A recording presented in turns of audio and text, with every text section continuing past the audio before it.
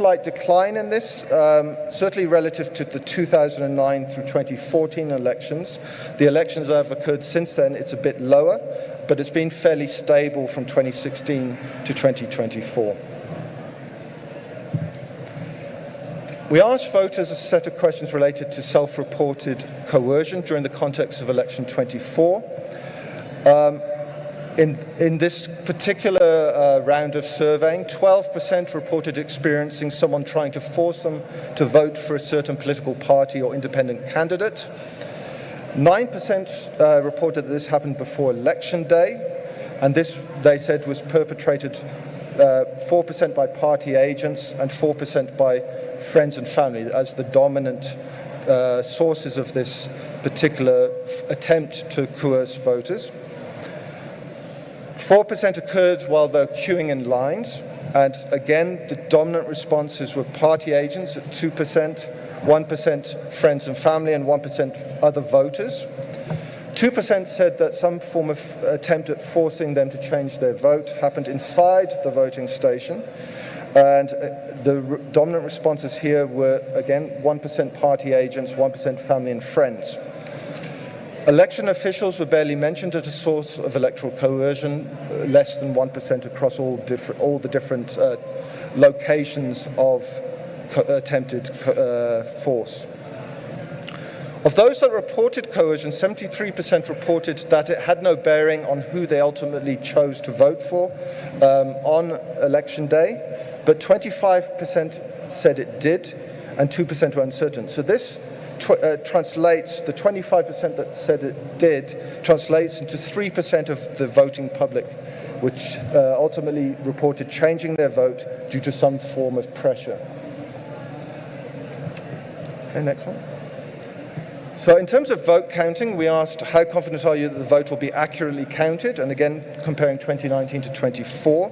Here we've seen quite a drop in those saying that they're completely confident their vote will be accurately counted. It's dropped from 60% to 45%. Again, it hasn't swung to the negative end of the scale. It's a thinning out of completely confident and moving mainly into very or quite confident categories. But it does represent a substantive change relative to the last national and provincial election. Next. So now we move on to the evaluations of the freeness and fairness of elections, and we're again looking over time.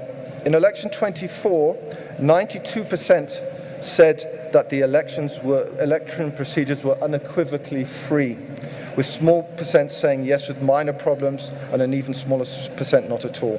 Again, over the full period that we're looking at, they have remained in a very similar range between 90 and 95%. And a similar evaluation on fairness, perceived fairness of the election, 92% of the voting public indicated that the elections were unequivocally fair. We did ask them the reasons for this. Lucky, next slide. We asked an open-ended question about why they perceived the elections to be free and fair. We've coded those open-ended responses using Atlas TI. And what emerged was several key responses in the way the public viewed, predominated in their responses. One key response in viewpoint was that the elections were free and fair due to a prevailing sense that there was freedom to make political choices without any form of force, pressure, and intimidation.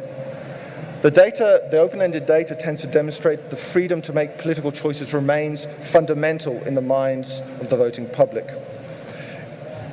There appears to be a critical construct that is influencing political participation, the sense of freedom of choice for elections amongst the public. It remains key that all stakeholders respect the values of political freedom to make political choices. Next. These have been coded into thematic concepts that inform judgments. So again, a high premium is placed amongst the public in their responses on the value of having the political space and being free from intimidation and to make their political choices as they see fit. The right to make political choices freely is a key value held by the South African voting public. The right to choose also links with fairness, And here participants tended to voice a view that fairness was found in having sufficient space and agency to make political choices when casting their votes. Again, it's, the takeaway message is critically important for electoral integrity, that there's sufficient voice and agency for the voting public. This supports democratic legitimation and support for the electoral process as well as outcomes. We asked also, obviously, election 24, like preceding elections, has been a paper-based election. So we did ask one relating to a preference for paper-based versus electronic voting. So we asked voters, would you support or oppose replacing paper ballots with electronic voting machines at voting stations? We've analysed this by the time of day, but it was fairly invariant to the time of day. And what we found is that 29% strongly support moving to electronic voting. A further 22% support this. So just under, or around about half the public are in favour of moving to electronic voting. 10% were neutral, 21% opposed, and a further 15% strongly opposed. So there is a fair amount of polarisation around paper-based versus electronic ballots as the future of elections in South Africa. I'm returning now to the issue of queuing times. And what we were very keen in looking at is what bearing did this have on a range of the different evaluations we've shown in the preceding slides. I'm showing the ones on the screen now. It might be a bit small for those at the back of the room. I'm showing that the scale of effect that it had on a range of different aspects of election 24. So what we found is the longer you queued for, the less likely you were to be confident that your vote would be counted accurately. So for those that queued up to 15 minutes, 81% said that they were confident. That dropped to 63%, a difference of 18 percentage points based on queuing time. So for those that queued for 2 hours or more, there was a huge difference in views on confidence in the vote count. Support for electronic voting, interestingly here, for those that queued for longer, they had a greater appetite for switching to electronic voting. Perhaps they felt it might speed things up in the future. Evaluations of electoral staff also differed by about 14 percentage points. I think it should be stated, though, that while it's lower, it's still quite positive in evaluation. So for those that queued for 2 hours or more, 82% said they were satisfied with electoral staff, but it is lower than the 96% who had queued for less than 15 minutes or less. And we also did it for the list of attributes, and you can see it varies in a similar range of about 13 to 17 percentage points on most of those attributes. Trust in the Electoral Commission, that one varied by about 13 percentage points. So for those that queued less, 15 minutes or less, it stood at 87% voicing trust in the Commission. But it falls progressively as you queued for longer. And for those that queued for 2 hours or more, trust in the Commission drops to 74%. So again, still positive, but significantly less positive than those who queued for 15 minutes or less. In terms of perceived fairness of the election, there was a 10 percentage point variation on that one. The difference ranges between 83 for those who queued the longest, up to 93% for those who queued the least amount of time. Safety and security, there's a 7 percentage point difference, similar for perceived freeness of the election. And satisfaction with the ballot paper had the least amount of variation. The difference was between 89 and 94%.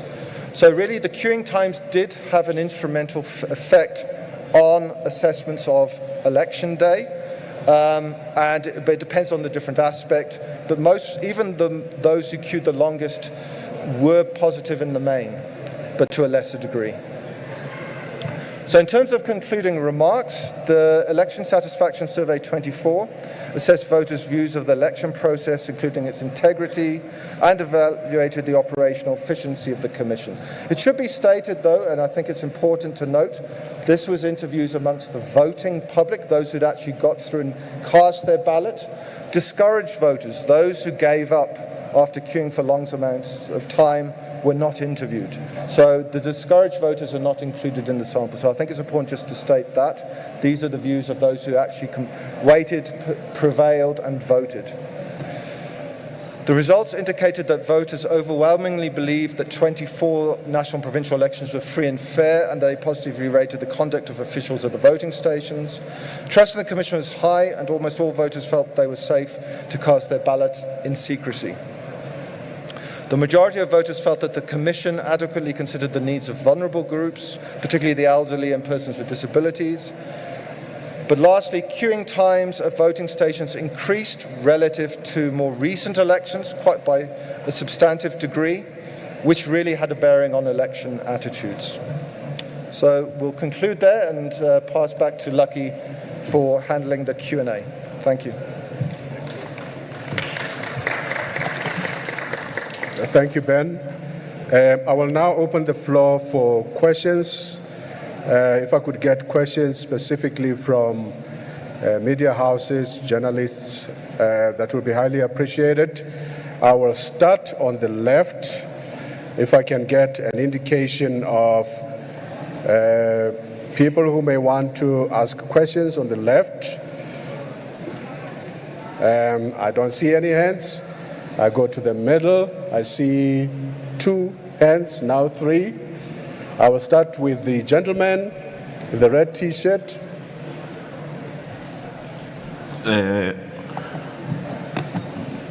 My name is Norman Masungwini from City Press newspaper. The first question is relating to the issue of trust on the Electoral Commission to deliver the free and fair election.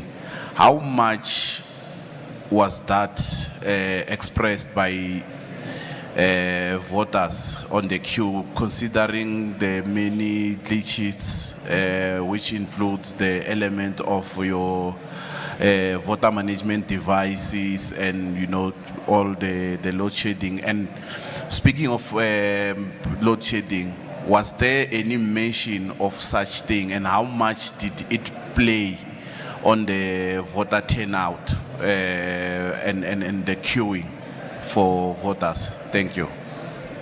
Thank you very much. Lady at the back.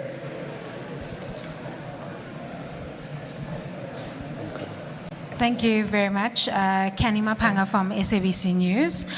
You spoke about the translation of 3% of all voters who changed their vote when you spoke of coercion. If you look at the 2024 national and provincial elections and how crucial this election is, as well as how every vote counts, does this have any impact on that assessment? Then, of course, what I wanted to find out is more of an understanding as to when you pick that sample. So there's 300, and then you picked, randomly selected 50 out of those 300 voting stations. A lot of people have a difficulty with understanding polls or these types of research as to how that will be representative of all these millions that have turned up to the polls.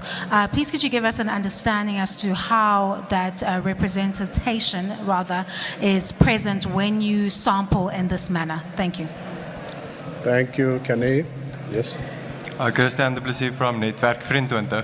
I just have a question on the waiting times. Can this be taken to be a true reflection of the waiting times, considering that you didn't survey people who left the queues? Thank you. I'm Itumeleng from The Citizen. I'd like to find out, could we compare the queues to those in 1994? Is it safe to say that they were just as long? And I'd like to ask about the electronic issue. So the people that have issues moving towards electronic voting, were they mostly in urban areas or rural areas? Thank you.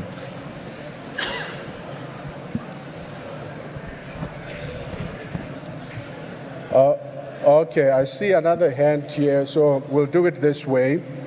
I think we've had about 4 questions already from the middle, and so we'll take the 5th one from the lady over there, and then in the next round we'll go to the right.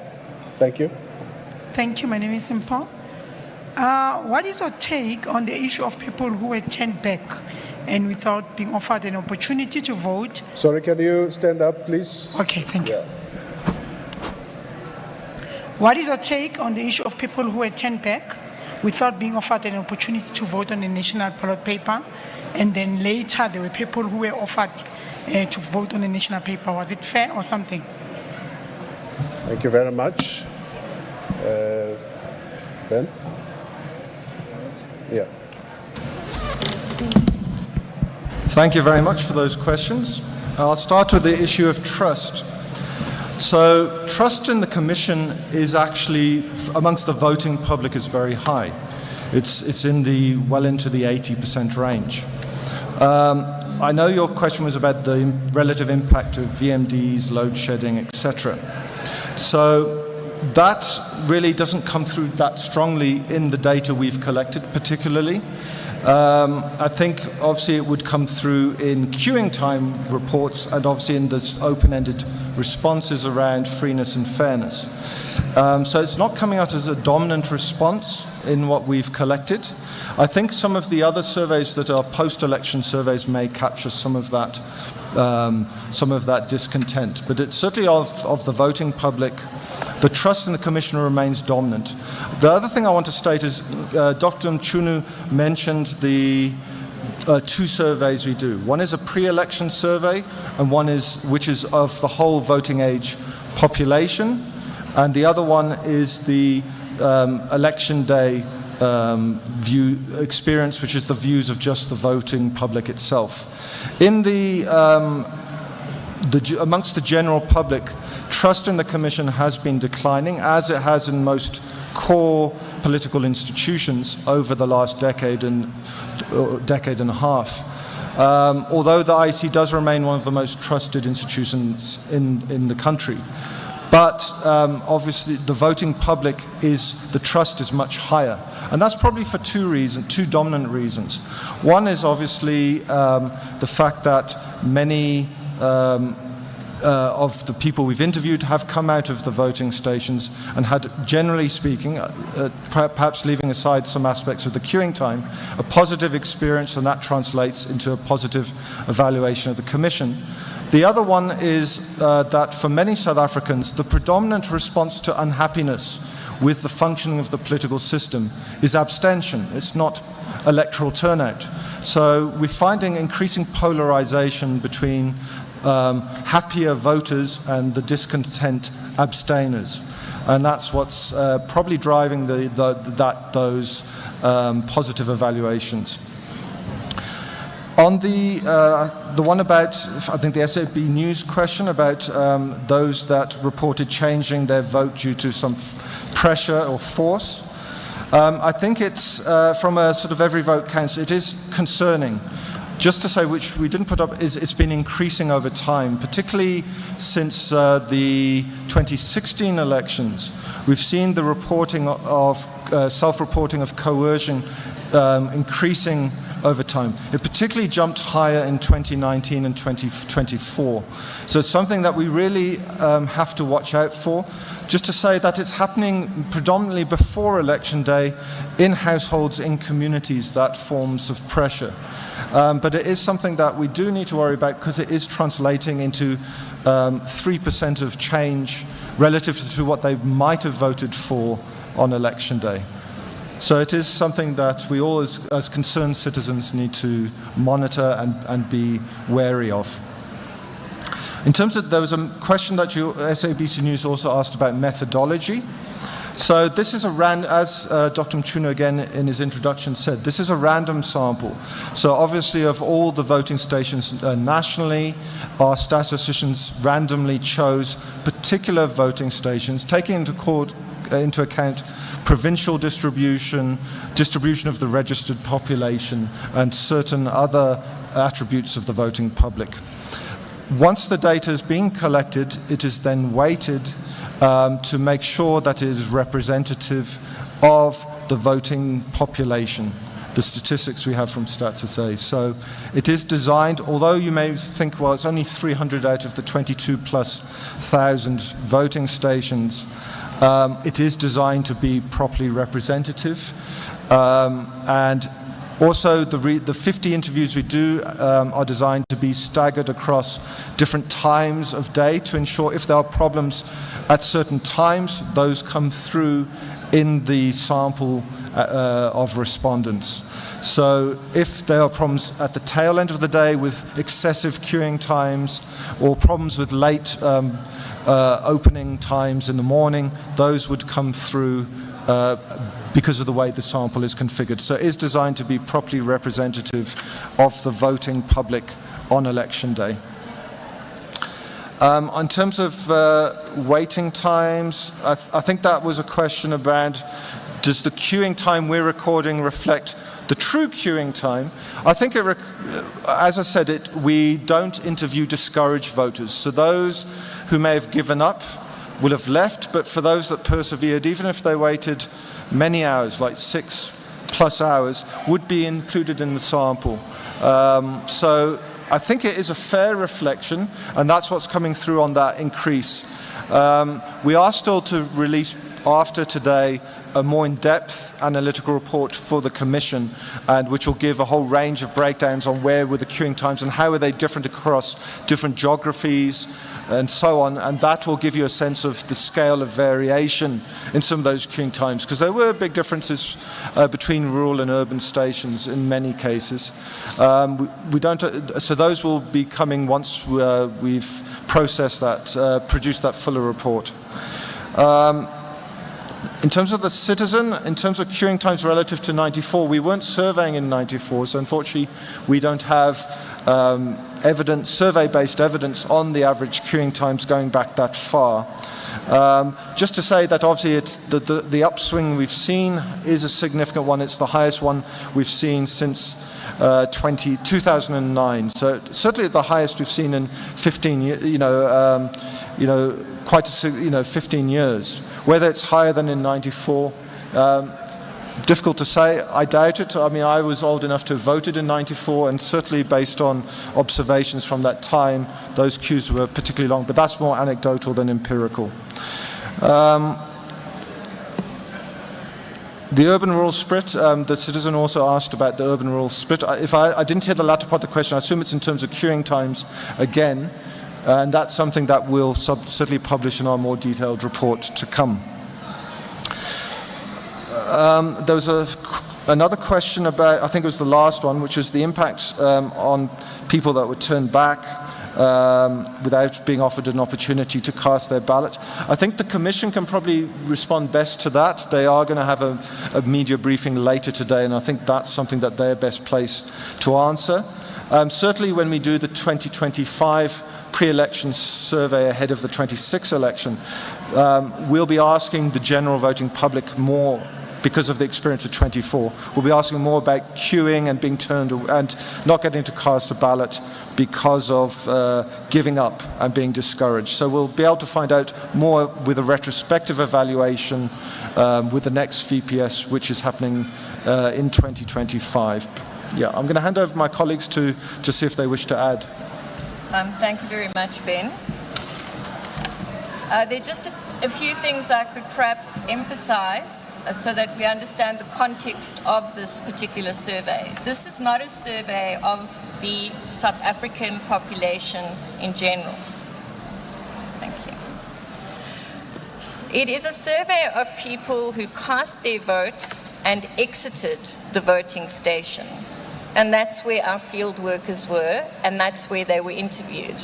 So we do not know what people sitting at home who were abstaining or were discontented, we do not know how they felt on election day.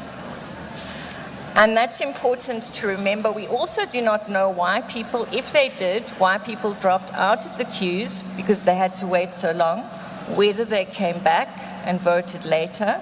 That is something that our survey did not test because, as I said, we interview people as they exit the election station. And so our questions are based on the experience of the election process.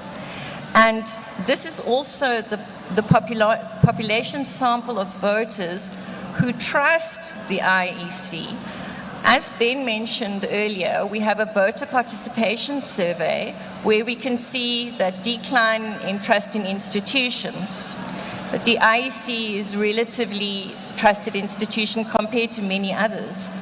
But our division also runs something annually called the South African Social Attitudes Survey. And in that survey, we have some interesting data on trust in institutions. But this is we interview household survey of people 16 years and older, and it's representative of that population, not only the voting public. So I just wanted to emphasize that fact, and that we cannot speak about what we have not ourselves collected, the data that we have not ourselves collected. I was interested in the question about the long queues versus in 1994. It appears that the queues were quite long this time around, more because of failure of devices and things like that, the three ballot papers and so on, and not necessarily the numbers of people who turned out. So the CSR has been doing their number crunching, and they are projecting the voter turnout, but it's certainly not as high as it was in 1994. I think almost every South African went to vote in 1994.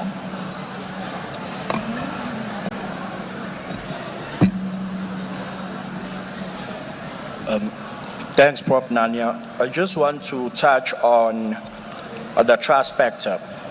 So generally, trust is influenced by perceptions, but also by post-experience. So in many institutions of state that we've surveyed, the post-experience tends to favor the institution, meaning that once someone has seen or experienced the institution and its and what it does or how it works, they are more likely to be more trusting of an institution. While if they haven't really experienced it, based on perceptions and everything that they see, they are less likely to be trusting. This also becomes particularly important in the age of misinformation, propaganda, and decontextualized information that tends to be shared on social media. Also, with regards to the sample, as Dr. Roberts did indicate that it was 300 voting stations. However, we did not necessarily try to focus mostly on just the voting stations and the number of people. We try and find the perfect balance between the three, because you can have a survey of 200,000 people, but if your sampling and your methodology is flawed, that will not necessarily represent or be representative. So we must be careful to not always assume that if you have a big number of people participating, then that study is representative. So that's something we try to guard against. Thank you. Thank you very much. Thank you, colleagues. I will now open the second round of questions. Going to my right, I see Faith Daniels, and then two other hands at the back. Faith? Hi, Faith Daniels from ENCA. I just have a question, a follow-up question on the electronic voting issue, because it seems that it's becoming an issue, and I didn't see how it fared with the previous election. Is that something of concern that you would think that the IEC should pick up and sort of discuss as a matter of urgency? Thank you, Faith. At the back. Thank you very much. My name is Ngosi Konamalingamnisi from Power FM. Can you just stand?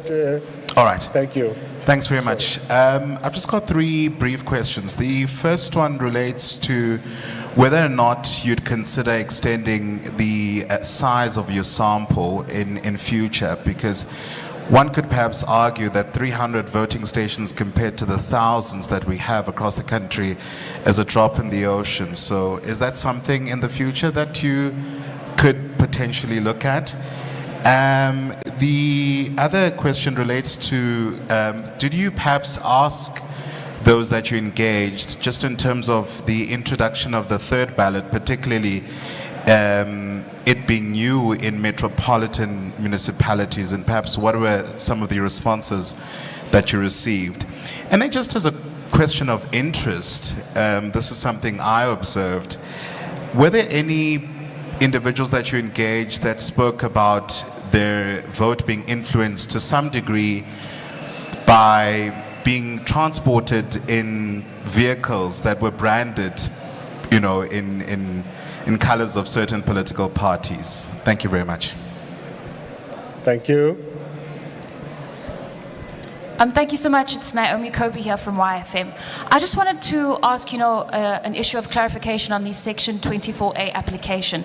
In terms of the interviews you had conducted following, the elections, I suppose what was the sentiment you were getting from voters there, especially, we are hearing there was some difficulty with people being able to participate and vote this year with regards to that. Thank you. Thank you. Okay, I will allow the panel to respond to the questions. And then after that, we will quickly open the last round of questions for you. Thank you. That's not working. Yeah. Thank you. I'll start with Faith's question from ENCA. In terms of electronic voting, it is being taken seriously. In last year, we did an initial study for the Commission relating to electronic voting, looking particularly at experiences around the globe. I don't think it's certainly not something you can walk into lightly. It's a huge change in terms of voting procedures. And it would require quite a few years to actually pilot, look at those experiences, and before it is decided whether or not to fully adopt it.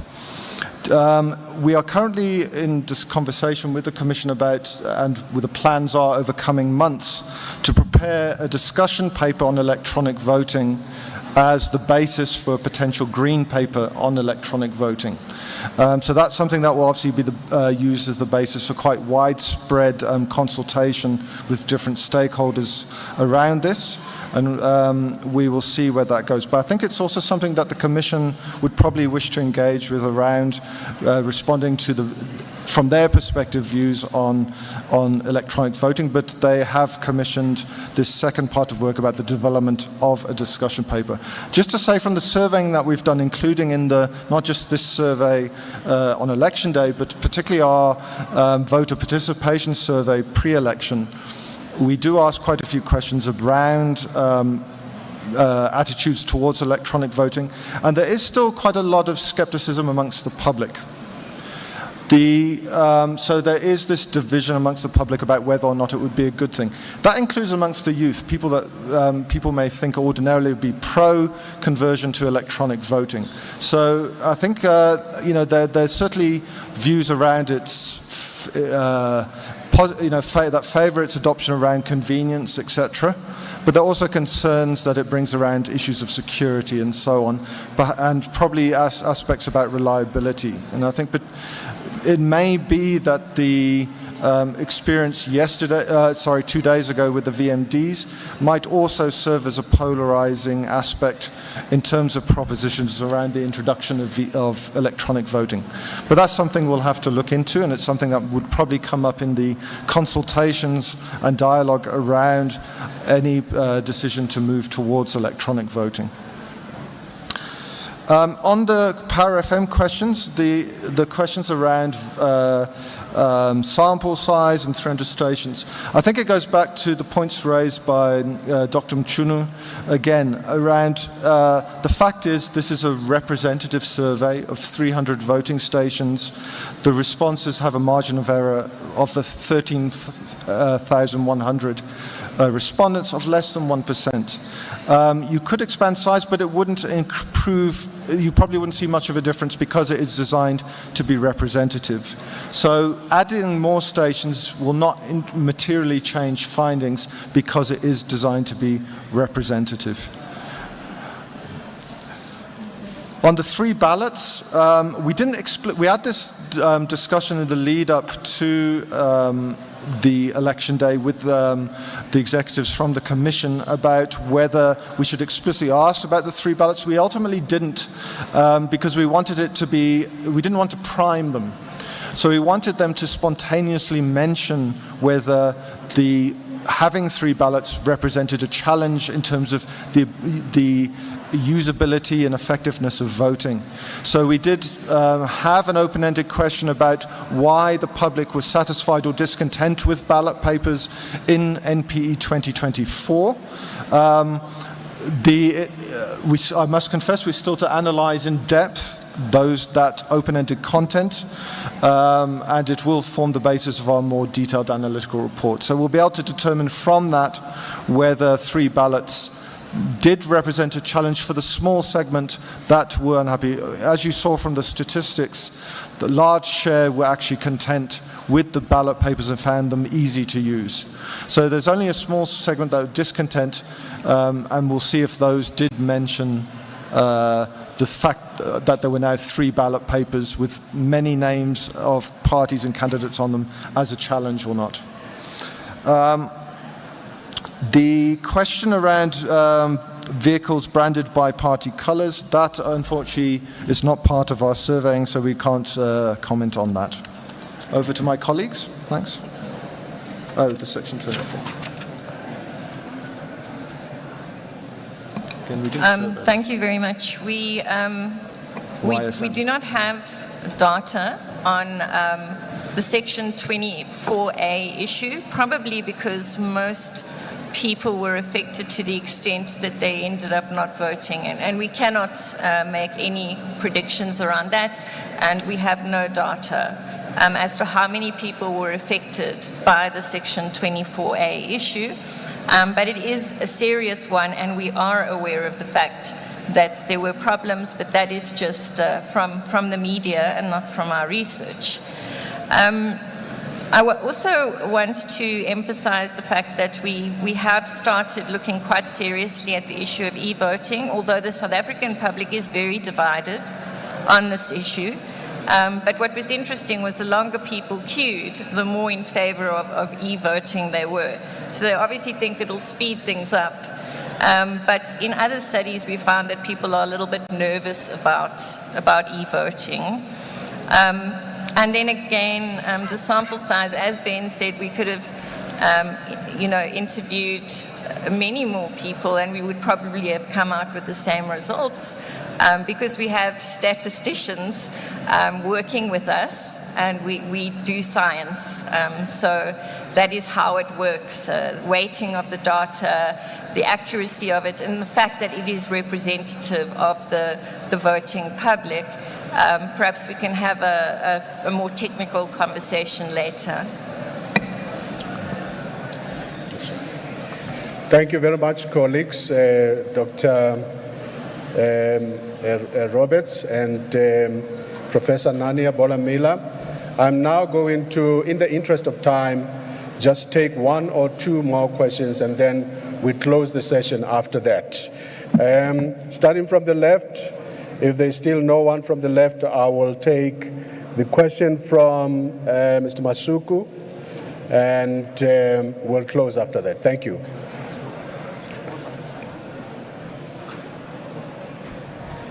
Norman Masungwini again from City Press. Can you please talk to us? You spoke about the people self-coerced when they were going to vote. Can you talk to us about self-awareness? How much people were, aware that they have got a constitutional rights and then the obligations to vote? Also on the issue of, or vis-a-vis the issue of the political parties' presence, personalities, and manifestos, a manifesto launch. How much did that persuade people to go out and vote? Thank you. Thank you. Before Ben comes in to answer, just to indicate that the panelists will be on standby to do interviews later, and also that the report will be posted on our website as well, the HSRC website. Thank you.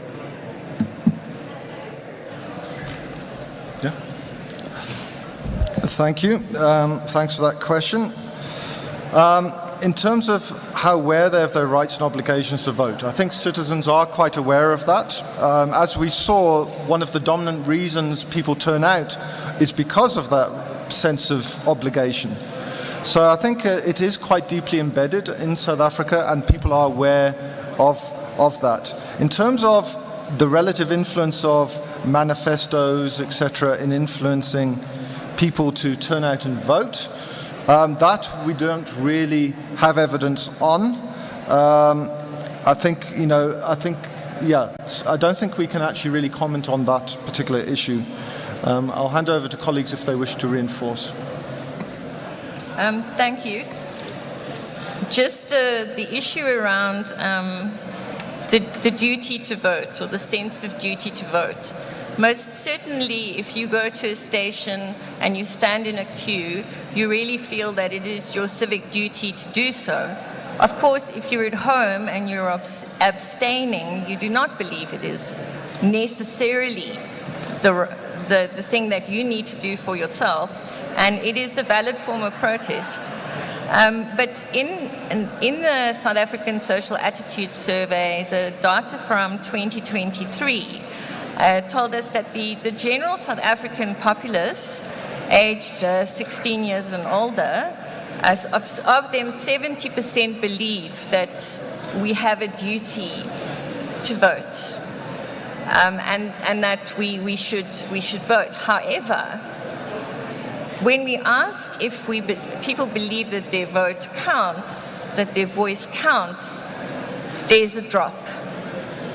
So there are far less people in South Africa who believe that their vote counts. They believe that democracy is right and we should vote and there's a duty, but when it comes to whether it actually counts, we have a much lower percentage.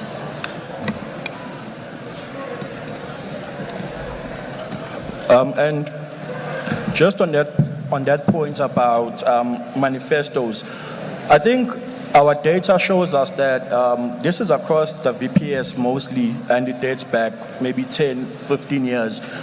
South African voters tend to be abstainers if they are unhappy with the party, hence the higher turnout we've seen in the past couple of years. So we do not have any evidence of manifestos influencing potential turnout.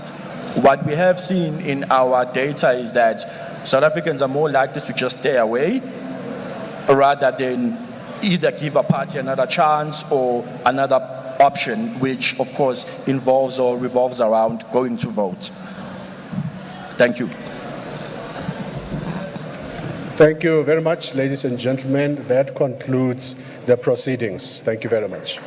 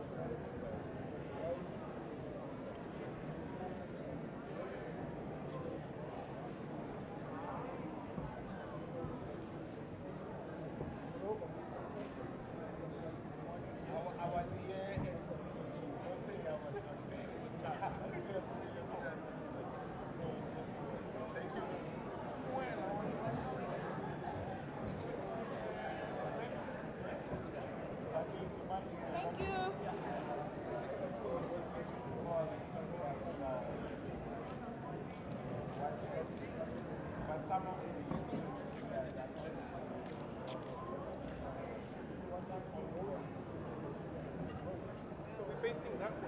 Oh, this way? Yeah. So we get the boards at the Capture back. the Yeah. road. Oh. Sorry.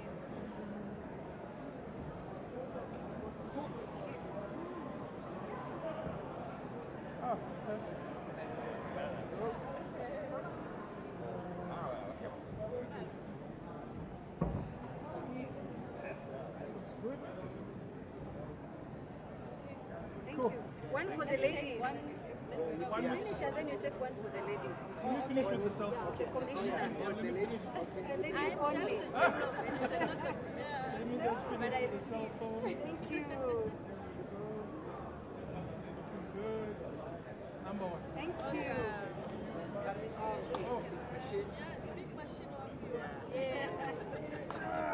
Sorry, I just need a big. Yeah.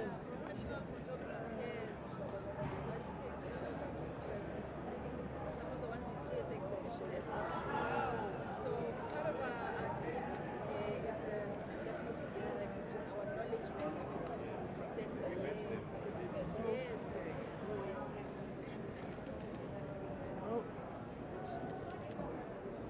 Please bear with me.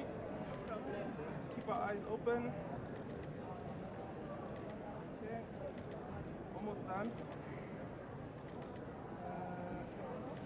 Thank you.